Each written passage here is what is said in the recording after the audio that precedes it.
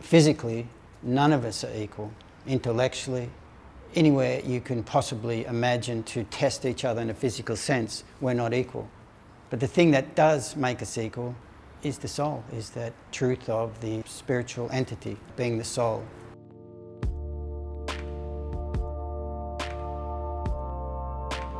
I connect with my work on that basis, and that's why all the subjects I paint are looking at you, the eyes being the window to the soul.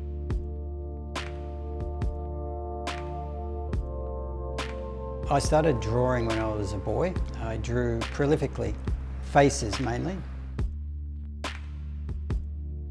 My dad was a draftsman come architect, and he would get me to colour in all his drawings.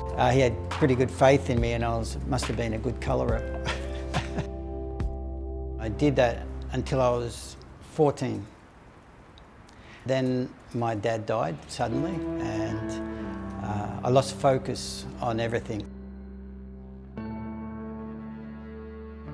He was sort of my rock, and I probably didn't know him long enough to sort of get to know him as an adult, but he was certainly a loving dad. Yeah. It wasn't until I was 43 years old. I'm a right-handed person, but I, for some reason, did a left-handed drawing, and immediately I saw something that I liked in my work. And from that point on, I never stopped drawing. I always knew it was in me, but I didn't know how to bring it back out again. I use my left hand, which is the right side of your brain, which is your creative or female energy, and it comes back through your heart. So it has much more softness and a languidness to it, which really taps more into who I am. The most important thing in my artistic process is to be in touch with self. When I draw, I feel it. I write something on the bottom of all my work because it's part of the artwork.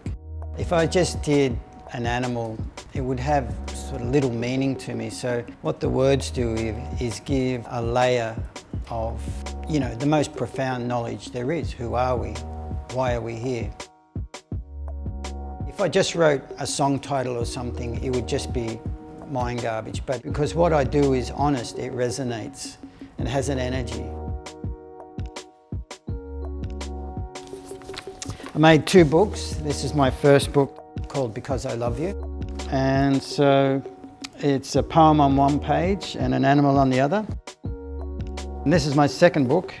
It's called It's Personal, which has a really beautiful layered understanding of that title. I liked it a lot because we're persons and everything is personal to us. The philosophy that I follow is personal.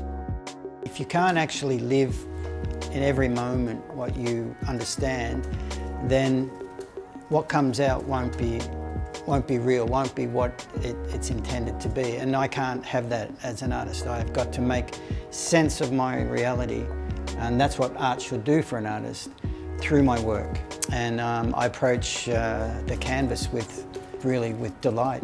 I'm there, I practice Bhakti Yoga. It's the yoga of devotion.